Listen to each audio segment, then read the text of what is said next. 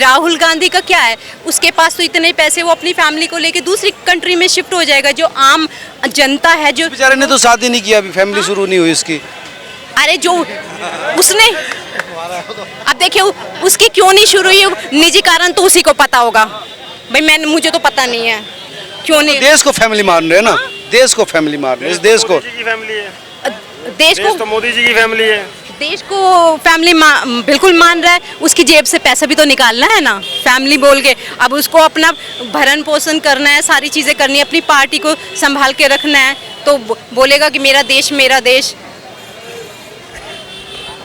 लेकिन देखो वो कह रहे कि मेरे पास ज़्यादा बेहतर आइडियाज़ हैं, प्लान्स हैं, मोदी जी ने देश का बंटा धार कर दिया। तो होने लग गया वाइट, उसके बाल अभी तक उसके आइडियाज ही हैं, इम्प्लीमेंट नहीं करे अभी तक 14 से पहले। बीजेपी वाले उसको गड़बड़ कर रहे हैं ना, अभी बताओ, मोदी जी उनको बच्चा कह रहे हैं, बच्चा बता रहे हैं उसको। तो बच्चा बोलने से उसके आइडियाज कहीं और चले जाते हैं। तो अपना काम कर, तुझे बच्चा बोले, दादा बोले, जो मर्जी बोले, उसको तो पता है ना अपनी उम्र। 2014 से पहले उसने इतने, उसकी माँ भी नेता बन के रह चुकी है, उसके दादा परदादा, ये खुद भी, आज तक उसने इम्प्लीमेंट क्यों नहीं किए। जब भी बीजेपी के आ जाता है तभी इसको आइडिया आ जाते हैं। और अभी खटाखट पटापट और छटाछट उसने वो पैसे देने थे, वो बेचारे घूम रहे हैं, ढूंढ रहे हैं कि कहाँ है, आज अभी तक तो गए नहीं है। सरकारें नहीं है ना, उनकी सरकारें रह गई बेचारे की। स्टेट में तो आ गए तो वहाँ तो देना, उन्होंने तो वोट तो दिए हैं ना, वहाँ दे। अच्छा, उन स्टेट्स में देनी चाहिए, और क्या, बिल्कुल देने चाहिए। कर्नाटक में, हिमाचल में, जहाँ जहाँ पे वो जीते हैं, फुद्दू बना दिया उन लोगों को। तो मोदी जी ने भी तो 15 लाख का वादा किया था। अच्छा, मोदी जी ने आज तक क्या किया? मोदी जी ने आज तक क्या किया? कोई पेड़ लगाने में 15 साल लगते हैं और फल देने में 2 साल। ये तो फल देने के बारी आए तो मोदी सरकार को तो मोदी होने लगा। मोदी क्या किया है पहले बताए हमको। मोदी जी ने क्या क्या पूछ रहे हैं?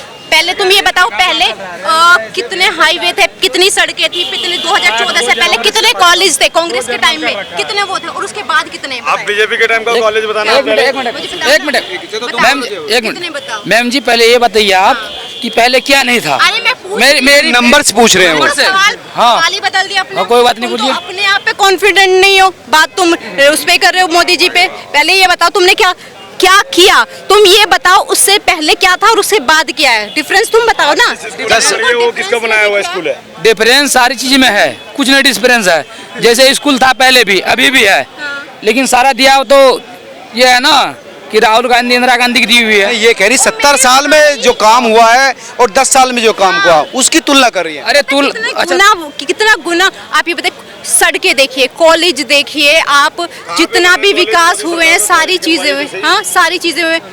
आप अब नेट पे देख लीजिए, मैं खोल के दिखा दूंगी, आपको भी पता है। बोल आप रहे हैं, आपको भी कहेगा हाँ जी मैंने देखा नहीं, पता सब कुछ है आपको कि कितने कॉलेज बने हैं, मुझे तो पता है। अभी देख लीजिए जाके, कश्मीर में बना, अभी कश्मीर तक में शांति आ गई, वहाँ तक का विकास हो रहा। कश्मीर तक में कितने बने? 1 कॉलेज बने, कितने बने? यूनिवर्सिटीज की संख्या, एम्स की संख्या। वहाँ के लोग ना पत्थर नहीं मारे, मुझे तो इतना पता है। देखिए सीधी सी बात ये है कि जिसके घर का बच्चा पत्थर चलाता होगा ना, खुश वो भी नहीं है। अगर मेरे घर का, मैं कहूँ कि मैं किसी भी धर्म की हूँ, अगर मेरे घर परिवार में से मुझे पत्थर उठा के 500 रुपए के लिए मेरे पास काम नहीं होगा ना, या मेरा दिमाग किसी ने इतना भ्रष्ट कर दिया होगा कि मुझे पत्थर चलाने पड़े, काम 500 का काम ना चुन के पत्थर चलाने पड़े, तो इट मीन्स कि मैं खुद के लिए हानिकारक हूँ। वहाँ लोग पत्थर चलाते थे, किस पे चलाते थे? सेना पे चलाते थे। सेना कौन है? हम लोगों के घरों से निकली हुई है। किस लिए? 370 कोई खत्म नहीं कर सकता था, वो खत्म कर दिया। एक धारा आप जा रहे हैं, जब पत्थर की बारी आई ना, तो पुलवामा हमला कब हुआ? ये पुलवामा हवा कब हुआ? मेरी बात सुनिए, दूसरे देश जो अटैक करेंगे वो क्यों करेंगे? आपका पड़ोसी अगर मजबूत होगा तो वो आप पे अटैक करेगा ना। आप पहले अपने घर को मजबूत करेंगे ना। जब आप ही के घर का रहने वाला आप ही के घर पे अटैक करेगा, पहले आप उसको देखेंगे कि दूसरे उसको देखेंगे? पहले अपना घर वाले को बचाएंगे ना। पहले तो कश्मीर में रहने वाले हिंदुस्तानी ही पत्थर उठाते थे, अपने ही सैनिकों पे मारते थे। क्या उनका दिमाग इतना नीचे चला गया था? किसने?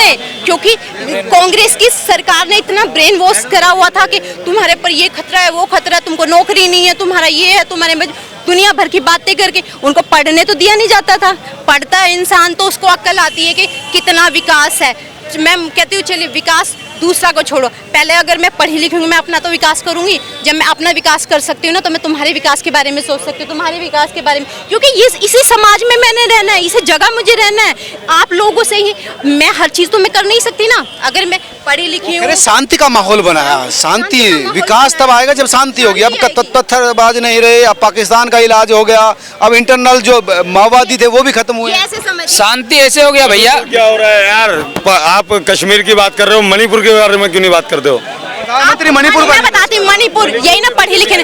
आपको पता है, मैं बताती हूँ, जो कांग्रेस की सरकार है, जगह जगह जहाँ की आप बातें करें ना वहाँ घुसपैठ ही है।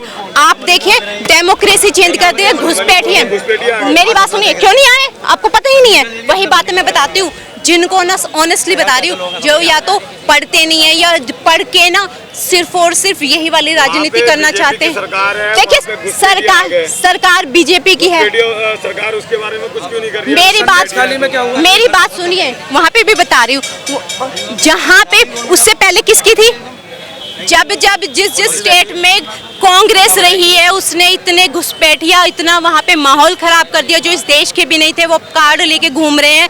अब जब क्या होगा, जब भी उनकी सरकार बदलती है, मान लीजिए कांग्रेस की सरकार हटी, बीजेपी की आई, तो वहाँ पे तुरंत वो करा दिए जाते, दंगे करा दिए जाते ताकि वहाँ बदनाम कर सके। और हम जैसे मूर्ख लोग हैं ना, ये नहीं देखते कि हमारे देश की जो छवि है दूसरे देशों में इतनी अच्छी है।